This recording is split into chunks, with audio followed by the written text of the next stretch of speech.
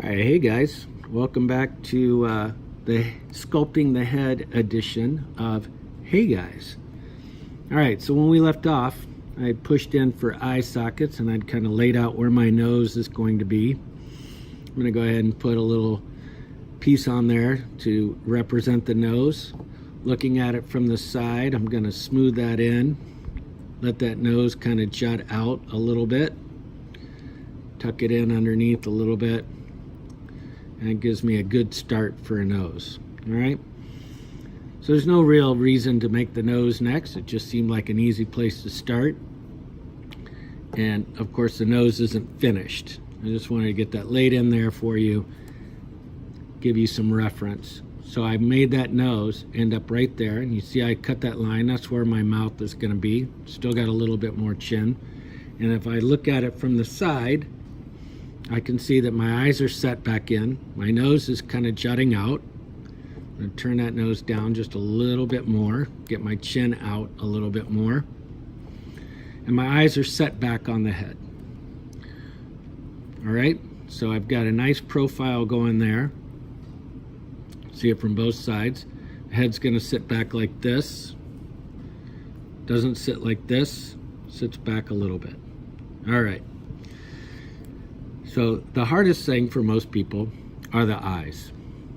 Making an eye that looks like an eye, doesn't sit flat on the front of the face.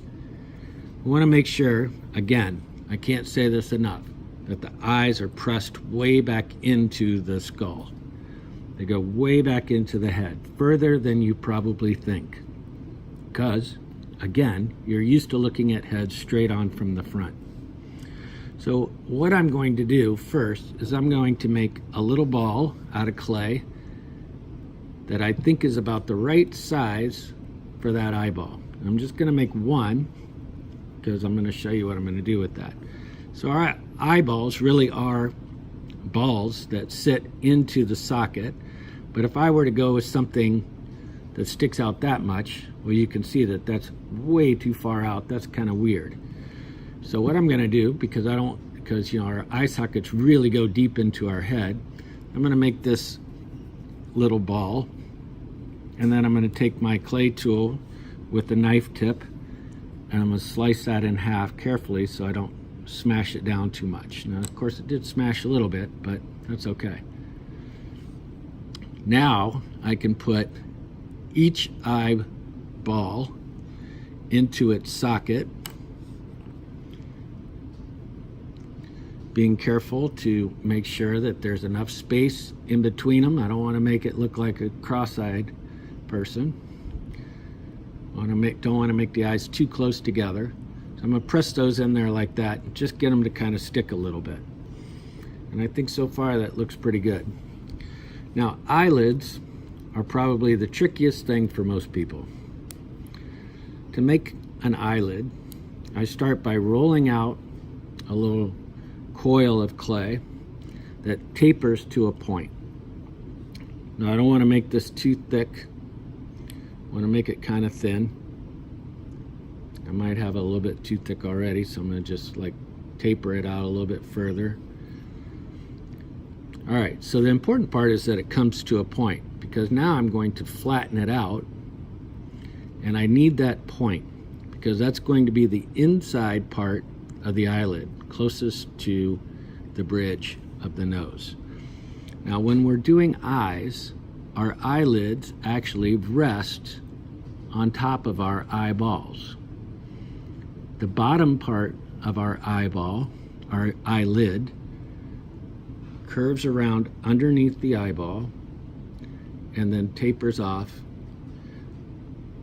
against our temples. Now, depending on how old your person is that you're sculpting, will depend on what you do with this line right here.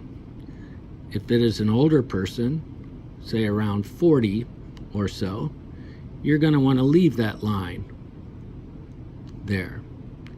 If it's a younger person, you're going to want to smooth that line out. But you want to still make sure that it's curving around the eyeball, that it's attaching to the eyeball and not laying flat across, bridging between the eyeball and the cheek. So if I smooth that out a little bit, I just made that person a little bit younger.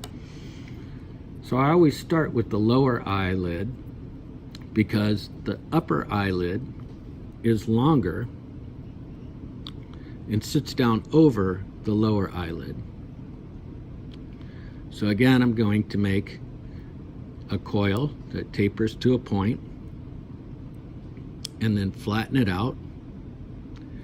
And again, I'm going to lay it on the eyelid, but I'm going to make it a little bit longer on the inside and then lap down over the lower eyelid on the outside.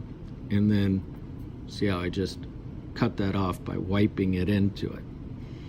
Now this line here stays no matter what.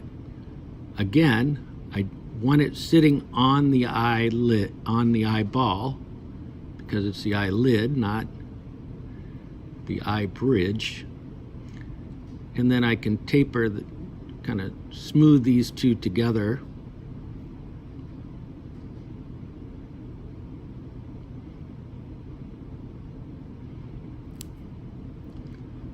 And establish that nice line right there. This line, whether it's a young person or an old person, always stays. That line between the upper eyelid and the top of the eye socket always remains.